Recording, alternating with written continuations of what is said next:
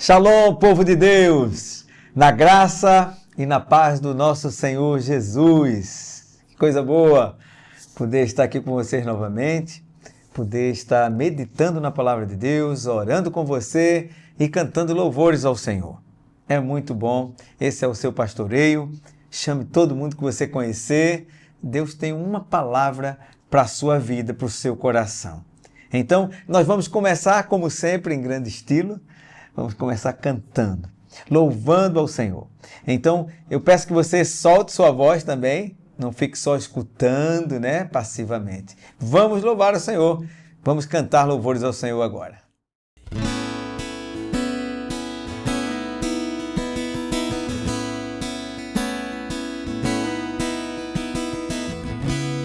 Dos mais altos montes ao mais fundo mar,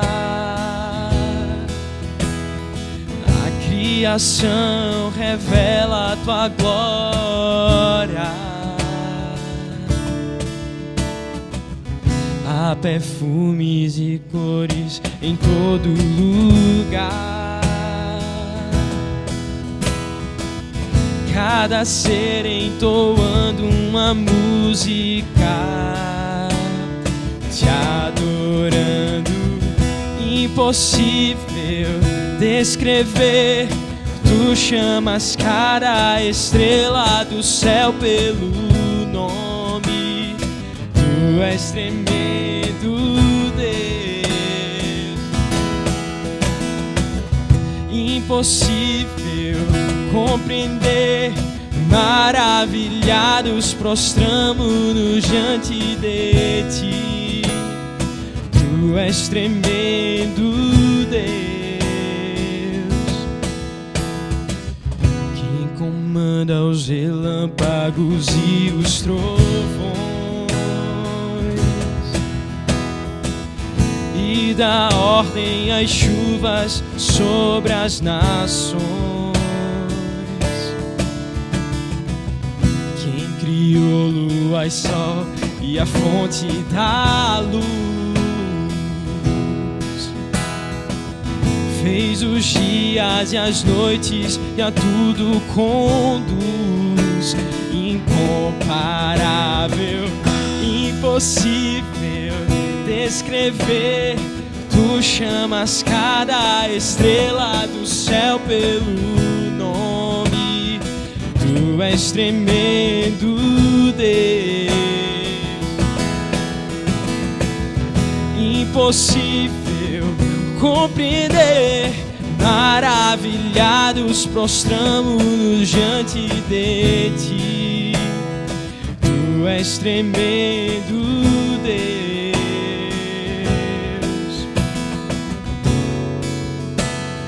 Tu és tremendo, Deus.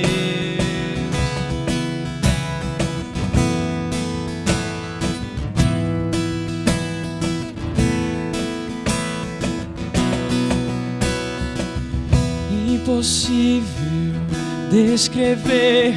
Tu chamas cada estrela do céu pelo nome. Tu és tremendo, Deus. Impossível compreender. Maravilhados prostramo-nos diante de ti. Tu és tremendo, Deus.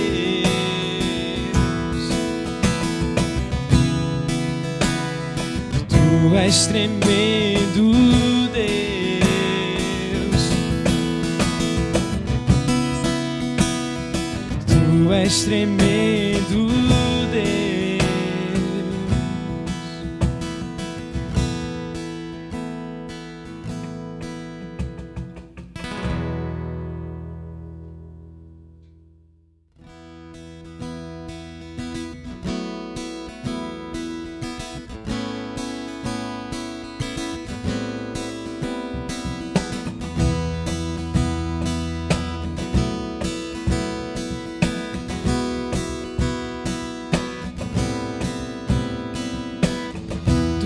montes correm para o mar, teus rios de amor por mim. Eu abrirei meu coração, deixando a tua cura entrar. Me alegro por te pertencer, levantarei as minhas mãos. O teu amor me alcança e me faz louvar-te. Cantarei teu amor pra sempre. Cantarei teu amor pra sempre. Cantarei teu amor pra sempre. Cantarei teu amor pra sempre. Dos montes correm para o mar, teus rios de amor por mim. Eu abrirei meu coração, deixando a tua cura entrar.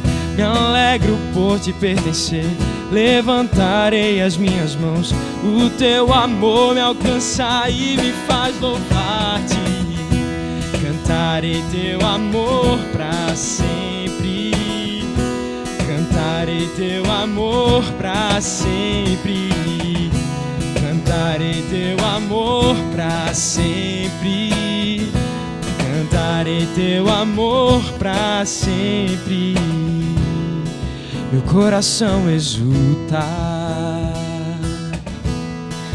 com alegria eu canto. Quando o mundo conhecer a ti, e ele se encherá com a tua alegria. Cantarei teu amor pra sempre. Cantarei teu amor pra sempre. Cantarei teu amor pra sempre. Cantarei teu amor pra sempre. Meu coração exulta, com alegria eu canto. Quando o mundo conhecer a ti, e ele se encherá com a tua alegria. Cantarei teu amor pra sempre. Cantarei teu amor pra sempre. Cantarei teu amor pra sempre. Cantarei teu amor pra sempre. Cantarei teu amor pra sempre. Cantarei teu amor pra sempre. Cantarei teu amor pra sempre. Cantarei teu amor pra sempre. Que bênção, meus irmãos. Eu creio que você se sentiu mais leve, que quando a gente canta, a gente sente que a nossa alma dá uma refrigerada, a gente fica bem. É muito bom cantar louvores ao Senhor. Agora eu lhe convido para outro meio de graça oferecido a todos nós por meio do Senhor Jesus Cristo, que é nós termos acesso ao trono de graça. Que privilégio, meu amado. Existe até um hino que fala assim: ó que paz perdemos sempre, ó que dor no coração. É porque nós não levamos tudo a Deus em oração. Eu lhe convido a pegar todas as suas mazelas, todas as suas ansiedades. Lance o seu fardo, lance as suas amarras, os seus pesos. Lance aos pés do Senhor. E sabe qual é o melhor de tudo, meu amado? Ele ouve as nossas orações. Ele não está distante lá no céu. Ele conhece você, a sua necessidade, esse grito aí silencioso, escondido. Ele conhece por inteiro. É por isso que é bom a gente se aproximar desse Deus. Vamos orar? Meu Deus eterno, louvado seja o teu nome. A tua presença nos traz alegria, a tua presença nos traz paz, nos traz esperança, Senhor. Uma esperança de que nós não estamos falando ao vento, a esmo. Não. Estamos falando com o Rei do Universo, que se inclina para ouvir o que acontece aqui na Terra. O que acontece no coração de cada um de nós. E por isso, ó Deus, nessa fé, eu te peço que tu visites cada coração agora, esse coração que está triste, esse coração aflito, que está angustiado, magoado. Derrame o teu bálsamo, Senhor, e restaure. Se é falta de alegria, restaura a alegria, Senhor. Se é problema de saúde, enfermidade, Deus, tu és o médico dos médicos, tu tem poder para curar. Se for da tua vontade, faça isso, ó Deus. Levante do leito, afofe a cama. Ó Deus, tu és soberano. Faça isso com o teu povo. Meu Deus, te pedimos pela nossa igreja, Igreja Presbiteriana das Graças. Abençoe, ó Deus, os nossos pastores, pastor Sávio, pastor Humberto, pastor Jean Marques, pastor Letinho, todos os presbíteros, todos os diáconos, todos que estão ali, líderes de ministério. Ó Deus, abençoe a nossa igreja, as famílias que frequentam a nossa igreja. Ó Senhor, guarde todas elas. E falando em família, ó Deus, essa unidade maravilhosa que tu mesmo criaste, que o inimigo tenta atingir de tantas formas. Abençoe as famílias, ó Deus, restaurando lares que estão se dissolvendo, onde tem filho contra pai, esposo contra esposa. Se é falta de paz, Senhor, coloca a paz, que tu é o príncipe da paz, essa paz que excede todo entendimento. Se é falta de união, ó Deus, em nome de Jesus, restaure relacionamentos quebrados, abalados. Eu creio, Senhor, que tu podes restaurar. Relação de pais com filhos, Pai. Abençoe as famílias, meu Deus. Aqueles que estão desempregados, aqueles que estão com alguma necessidade, tenha misericórdia, Senhor. Abençoe o nosso país, a nossa nação. Ó Deus, todos que estão investidos de autoridade, seja no Poder Executivo, no Legislativo, no Judiciário, estenda tuas mãos, ó Deus, sobre cada um deles, para que nós tenhamos vida tranquila. É um mandamento teu orar por eles, ó Deus. E nos abençoe agora na condução deste pastoreio, para que nós possamos falar a tua palavra, e a tua palavra encontre corações sedentos, e possa a boa semente cair e florescer e dar frutos a 30, 60, 100 por um, e redunde em glória ao teu nome. É o que nós pedimos em nome de Jesus. Amém e amém. Meus amados, abra sua Bíblia agora, nesse momento. Nós vamos estar lendo em 2 Reis, capítulo 24. E eu queria que você estivesse acompanhando comigo. É um texto com 20 versículos, como nós sempre fazemos. A gente vai pensando alguns textos que são ali definidores, né, do capítulo, nevrálgicos ali. Então, a gente vai conversando. Mas eu já queria dizer para você, numa simples folheada que a gente dá aqui na Bíblia, que fala sobre alguns reinados, né? Esse texto ele anda paralelo com 2 Crônicas 36, e ele fala do reinado de Joaquim, quando Nabucodonosor leva cativo a nobreza de Jerusalém, né? Você só vê ali Nabucodonosor chegando lá, né, em Judá, no livro de Daniel, mas esse é o contexto aqui. E depois, concomitantemente, nós vemos aqui, depois do reinado de Joaquim, o reinado de Zedequias e a queda de Jerusalém. Então perceba, meus amados, que 2 Reis, capítulo 24, ele marca o início do fim visível de Judá. Por que eu estou falando assim para você? Que é o fim de algo visível. É porque por dentro já está tudo carcomido. Sabe? Aquela...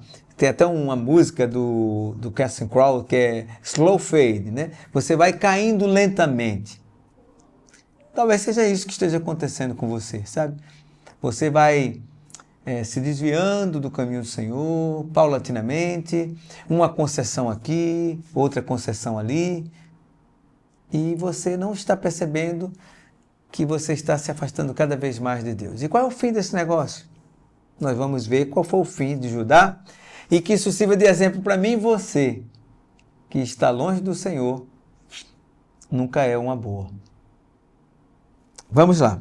Então, o texto mostra, o texto de 2 Reis, capítulo 24, vai nos mostrar, meus amados, a queda espiritual, né, que como eu falei, é sempre precedida de uma queda visível. Todo mundo começa a perceber em você algumas atitudes, algumas negligências, alguns exageros, que mostra que peremptoriamente, visivelmente, você está se afastando do Senhor.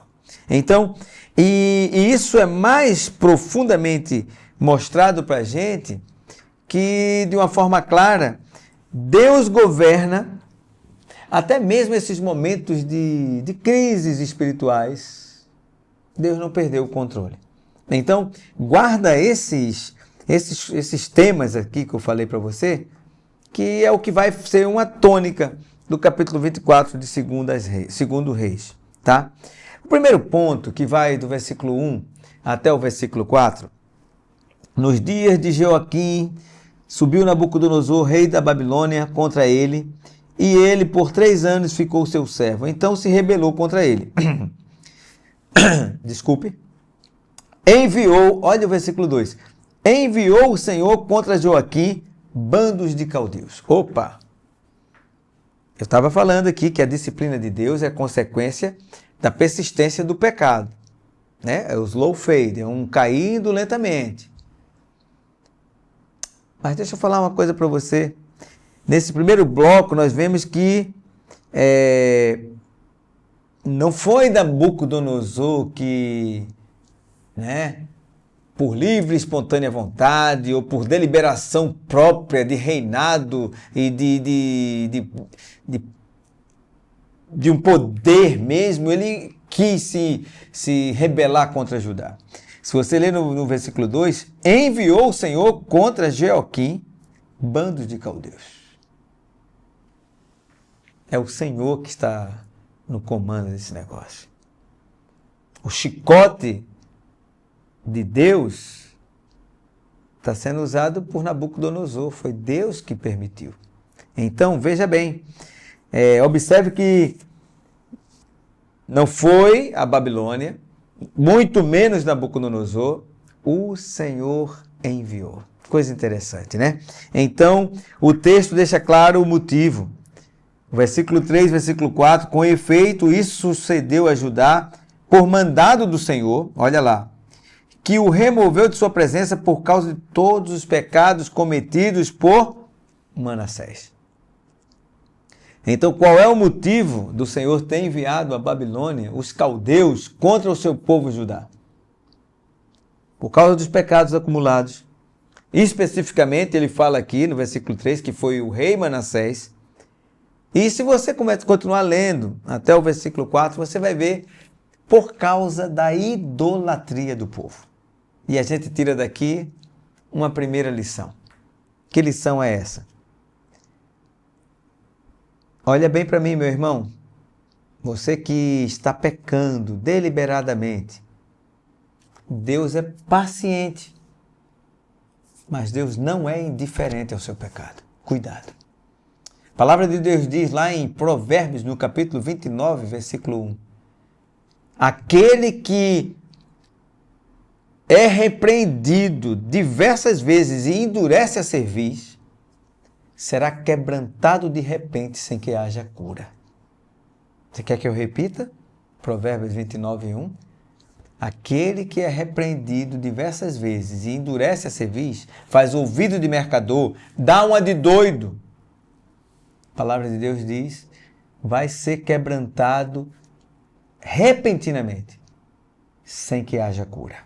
Então, o que nós estamos vendo aqui, meus amados, é que é o pecado tolerado, alimentado, não confessado. A pessoa endurece o coração, a pessoa distorce a consciência fica totalmente empedernida. Isso vai atrair a disciplina do Senhor. Interessante. A aplicação pastoral que eu posso fazer para você, meu amado, existem pecados que às vezes você está brincando com ele. Você meio que administra esse pecado, como muita gente chama de pecado de estimação. Será que você não está domesticando, administrando esse pecado, ao invés de você extirpá-lo? O Senhor Jesus, ele diz assim, é a sua mão direita que lhe faz pecar? Arranque a sua mão direita. É melhor você entrar no céu sem uma das mãos do que com as duas você ir para o inferno. É o seu olho direito. São práticas que você sabe que é pecado e ainda continua. Arranca essa prática em nome de Jesus. É melhor você estar no reino do Senhor sem esse tipo de coisa que você acessa, que você faz, um temperamento, iracundo, a mentira. O que é que está lhe afastando do Senhor? A palavra de Deus agora nos desafia que há áreas de nossas vidas onde Deus já falou com você. Você mesmo sabe que está totalmente, diametralmente oposto à vontade que o Senhor quer para a sua vida, mas você está meio que adiando essa obediência. Cuidado! O tempo da graça, nós estamos vivendo um tempo da graça, nós não estamos vivendo sob a lei. Cuidado, esse tempo não pode ser confundido como uma libertinagem, uma permissão divina para você pecar. É o que estava acontecendo aqui. Agora veja bem, o segundo bloco, que vai do versículo 5, aí vai acompanhando a gente aí, e esse é um texto muito bonito, muito, assim, pedagógico para a gente, do versículo 5 até o versículo 7, que ele fala sobre o final, de Joaquim. E como é que ele se perde? Isso é uma exortação para mim, não sei para você. Uma falsa sensação de controle, que aí precede a queda, meu irmão.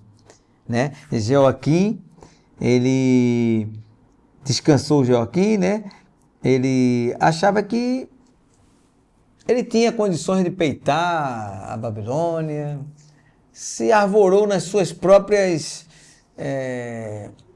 arrogâncias, vamos dizer assim.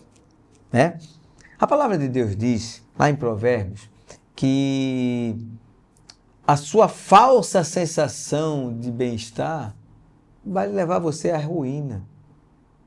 Você pensa que está tudo bem, está pecando. Veja, Joaquim vive, governa e morre. E você lê assim o texto como um todo, aparentemente parece que é rei morto, rei posto, vida que segue. Não é bem assim. Há um detalhe importante, está no versículo 7. O rei do Egito nunca mais saiu da sua terra, porque o rei da Babilônia tomou tudo quanto era dele, desde o ribeiro do Egito até o rio Eufrate. O Egito não tinha mais poder. Judá está encurralado geopoliticamente, vamos dizer assim, pela Babilônia. O cenário externo reflete nada mais, nada menos do que uma realidade interna. Que coisa interessante. Por quê? Quando Deus retira todos os apoios que você pensa que tem, é que você percebe que você tem os pés de barro, meu querido. Tem os pés de barro. A estabilidade que você acha que tem vai lhe levar à ruína. A estabilidade sem Deus, meu irmão, preste atenção, olha aqui para mim, é ilusão. Nada está estável. Tem um hino, um poeta inglês, ele é o Cão de Caça de Deus, é o nome da poesia. Eu sei que no resumo da poesia, que é muito bonito, eu não vou declamar aqui, Antigamente a gente declamava poesia.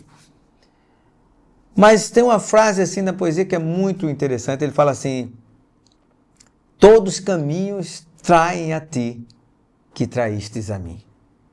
Olha só.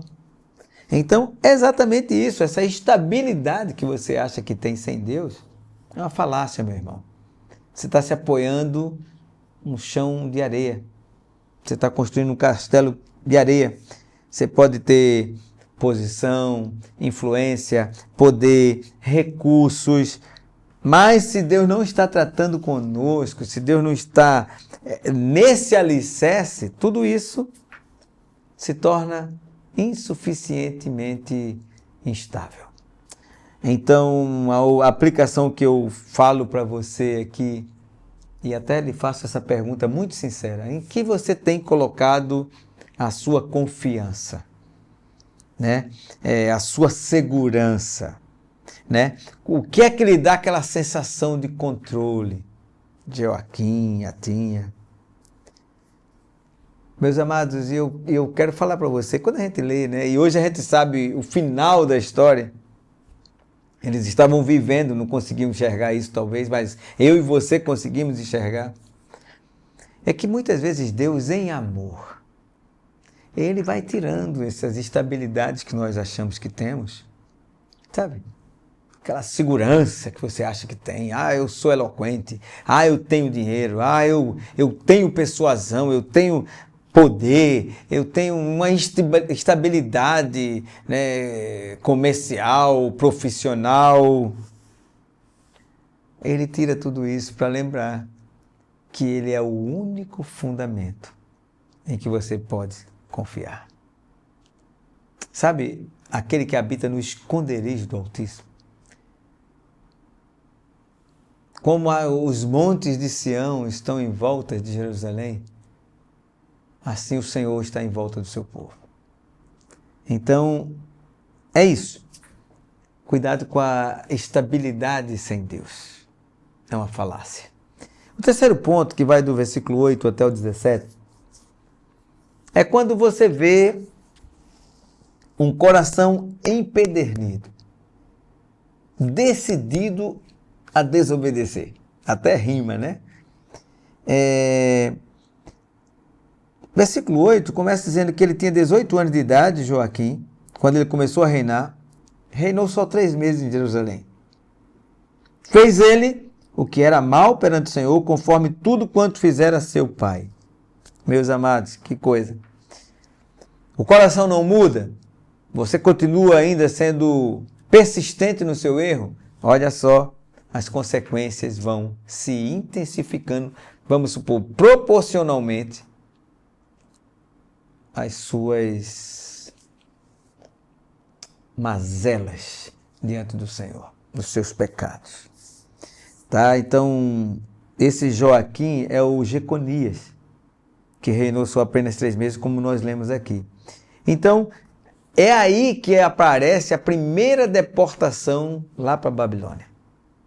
O rei é levado, os líderes são levados, e é ali que vai Daniel, vai Sadraque, vai Mesaque, vai Abednego, vai artesãos, vai guerreiros, vai os tesouros do templo que são saqueados. Lembram que depois esses tesouros são levados lá para a orgia e os bacanais lá de Belsazar, que aparece a mão lá na parede?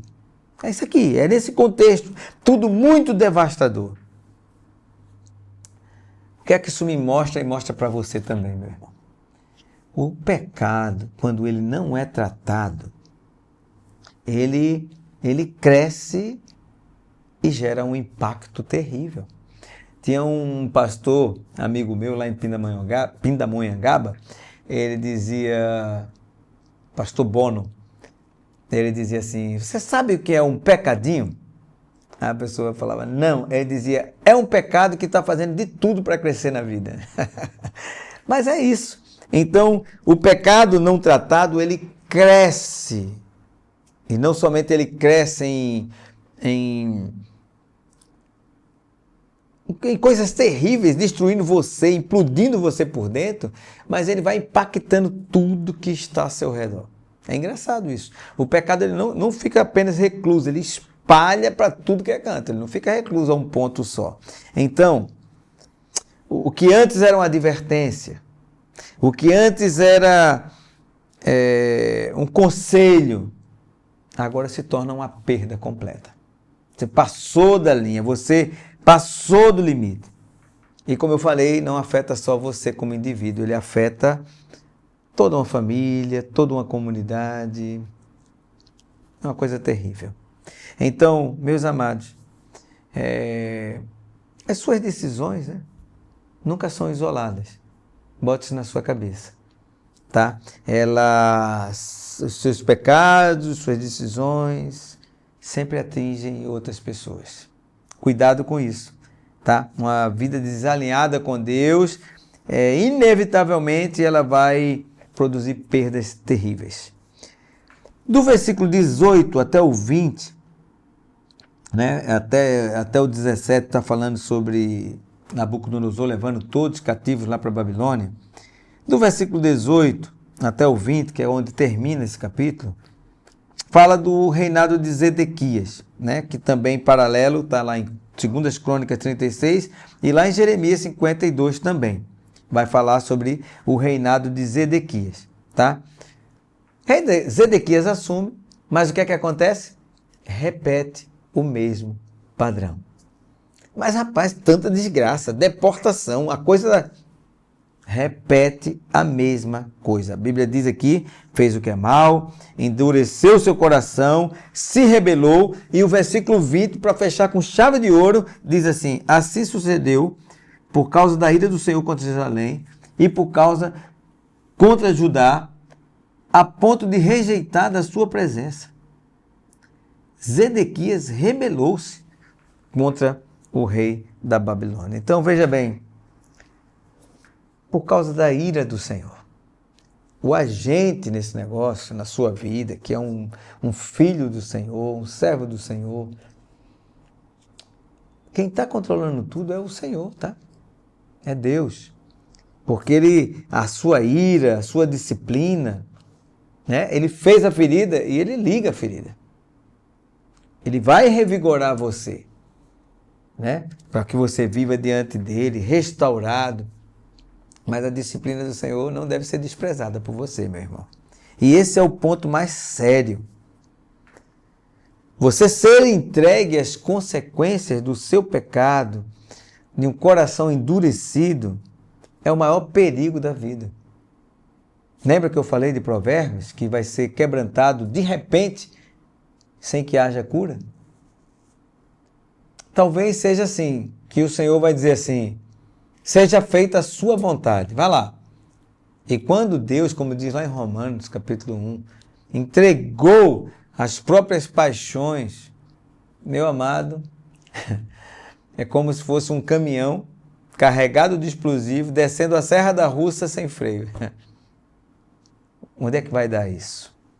O maior perigo não é o juízo em si. É um coração que já não responde mais à voz de Deus. Está totalmente... Pergunta: você ainda se sensibiliza com a palavra de Deus? Você que está me ouvindo agora. Essa palavra é para você, meu irmão, minha irmã.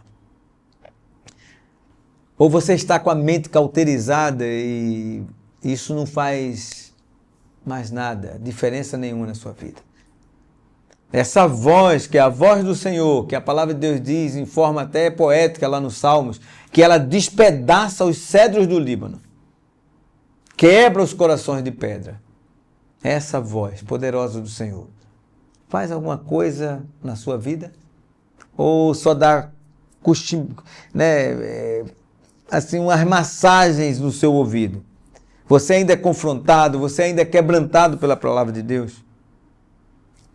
Então, segundo Reis, capítulo 24, que é o capítulo que nós estamos estudando, eu ouso dizer para você que ele não é apenas uma história solta, longínqua. Não, ele é um espelho.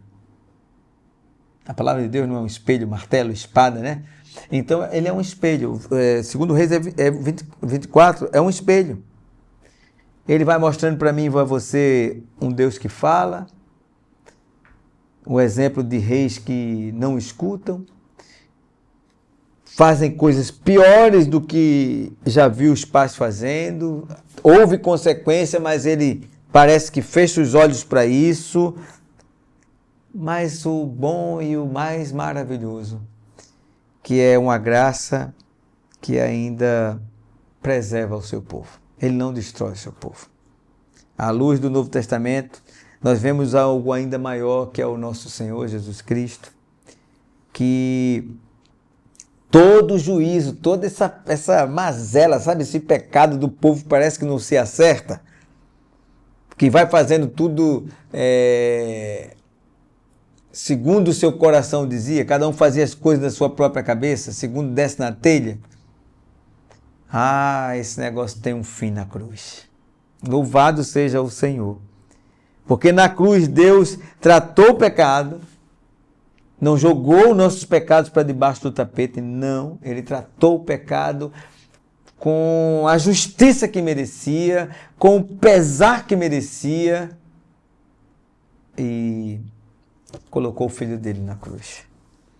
Então o apelo que eu faço para você hoje, Deus ainda fala, está falando com você, não ignore, não fique adiando, não endureça cerviz, volte ao Senhor enquanto é tempo. Busque ao Senhor enquanto você pode achar. Invoque-o enquanto ainda está perto, porque o mesmo Deus que disciplina você é o Deus que restaura.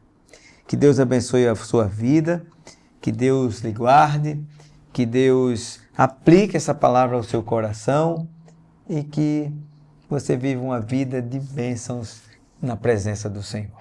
Amém? Eu quero orar com você. Feche seus olhos, nós vamos estar orando. Ó Deus querido, muito obrigado. A tua palavra é maravilhosa, ela fala aos nossos corações, ela nos quebranta, ela nos exorta, ela nos orienta, ela nos disciplina. Senhor, seja bem-vindo. Nós estamos aqui, faça o que tu quiseres. O que nós queremos é sermos encontrados fiéis diante de ti. Por isso, ó Deus, não deixe que o nosso coração se endureça. Não permita que o nosso coração nos engane. Como diz, chegando ao ponto de sermos levados com essa multidão que não querem saber de ti. Tenha misericórdia de nós, tenha misericórdia dos meus irmãos que estão nos ouvindo, estão nos vendo. Em nome de Jesus. Amém. Deus abençoe sua vida, Deus abençoe sua família e receba meu abraço, meu irmão, em nome de Jesus.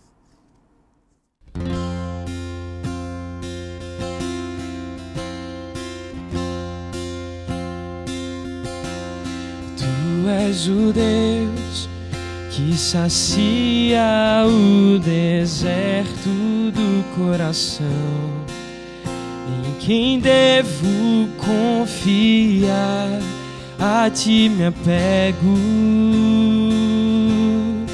És o auxílio e a sombra de tuas asas descansarei.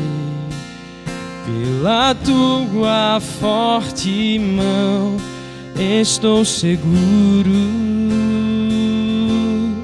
de todo coração desejo contemplar a tua força, a tua glória e o teu poder. Por toda a vida bendirei, levantarei as minhas mãos, todo o meu ser se satisfaz em teu amor. Com alegria cantarei uma canção de gratidão. A tua graça é bem melhor que a vida. De todo coração desejo contemplar a tua força, a tua glória e o teu poder. todo o coração desejo contemplar a tua força, a tua glória e o teu poder. Por toda a vida bendirei, levantarei as minhas mãos. Todo meu ser se satisfaz em teu amor. Com alegria cantarei uma canção de gratidão. A tua graça é bem melhor que a vida.